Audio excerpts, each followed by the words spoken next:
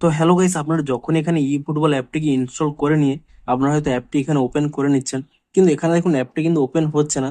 এখানে এই download completed হয়ে আছে, কিন্তু অনেক সময় 0%-এ কিংবা 15%-এ কিংবা এখানে 100%-এ এখানে কিন্তু স্টাক হয়ে যাচ্ছে। এখানে কিন্তু অ্যাপটি ওপেন হচ্ছে না। তো আপনাদের যদি এই প্রবলেমটি হয়ে থাকে, তা আপনারা কি করে ফিক্স করবেন সেটাই জানাবো আজকের এই ভিডিওটিতে।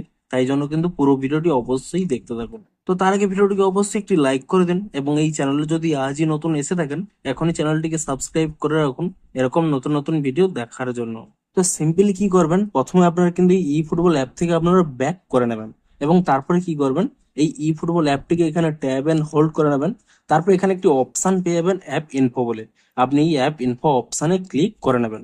এবং তারপর এখানে স্টোরেজ ইউজেস এই অপশানে ক্লিক করে নিয়ে এখানে কিন্তু প্রথমে ক্লিয়ার ক্যাচ করে নেবেন, এবং তারপর এখানে ক্লিয়ার ডাটা অপশানে ক্লিক করে নিয়ে এখানে কিন্তু দেখুন ডাটাটিও কিন্তু ডিলিট করে নেবেন। এবং তারপরে এখান থেকে ব্যাক করে নিয়ে আপনারা কিন্তু প্লে স্টোর অ্যাপটিকে ওপেন করে নেবেন, এবং প্লে স্টোর অ্যাপটিকে ওপেন করে নিয়ে আপনারা কিন্তু এখানে ইজিলি সার্চ করে নেবেন ই ফুটবল বলে, এবং এখানে চেক করে নেবেন যে এই অ্যাপের কোনো নতুন আপডেট এসেছে কিনা। যদি এখানে কোনো নতুন আপডেট এসে থাকে অবশ্যই কিন্তু অ্যাপটিকে নতুন ভার্সনে আপডেটটি করে নেবেন। এবং তারপরে কি করবেন, এখান থেকে ব্যাক করে নিয়ে আপনারা দেখুন প্লে স্টোর থেকে যখন আপনারা ইনস্টল করছেন কম এমবির কিন্তু দেখাচ্ছে, কিন্তু আপনারা যখন এখানে অ্যাপটি ওপেন করে নিচ্ছেন কিছু কিন্তু অ্যাডিশনাল ফাইল কিন্তু ডাউনলোড হয়।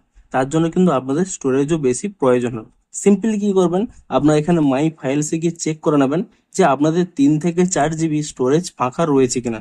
যদি এখানে স্টোরেজ ফাঁকা না থেকে থাকে আপনারা কিন্তু কিছু ভিডিও ফটো আপনারা কিন্তু ডিলিট করে এখানে কিন্তু স্টোরেজটি ক্লিয়ার করে নেবেন। 3-4 জিবি এখানে স্টোরেজ ক্লিয়ার হয়ে গেলেই আপনাদের দেখুন এই প্রবলেমটি কিন্তু সলভ হয়ে যাবে। তারপরে কি করবেন, এখানে এই অ্যাপটিকে এখানে ওপেন করে নেবেন, এবং দেখুন খুব ইজিলি এখানে কিন্তু অ্যাপটি ওপেন হয়ে যাবে। তো এখানে দেখুন যখনই অ্যাপটি এখানে ওপেন হয়ে যাচ্ছে এখানে কিন্তু আবার সেই এডিশনাল ফাইলটি কিন্তু এখানে ডাউনলোড হবে। এখানে কিন্তু কোনো স্টাক হবে না। আপনারা সিম্পলি কি করবেন, কিছু সময় ওয়েট করবেন। আপনাদের নেটওয়ার্কের প্রবলেমের কারণেও এই প্রবলেমটি হয়ে থাকে। আপনারা কিন্তু কিছু সময় ওয়েট করে নেবেন যতক্ষণ না এখানে 100% কমপ্লিট হচ্ছে। এবং তারপরে আপনারা চাইলে এখানে ডাটাটিও ট্রান্সফার করে নিতে পারেন। এখানে ডাটা ট্রান্সফার অপশানে ক্লিক করে নিয়ে এবং ডাটা ট্রান্সফারটি করার পরে আপনারা কিন্তু এখানে এই অপশানে ক্লিক করে নেবেন। তাহলেই দেখবেন এখানে কিন্তু অ্যাপটি ওপেন হয়ে যাবে। অর্থাৎ আপনাদের যে ডাউনলোড স্টাক প্রবলেমটি হয়ে গেছিল সেই প্রবলেমটি কিন্তু সলভ হয়ে যাবে। তো ভিডিওটি যদি একটু হেল্পফুল বলে মনে হয় অবশ্যই একটি লাইক করে দিন। দেখা হচ্ছে আরো কোনো নতুন ভিডিওর সাথে। Thanks for watching.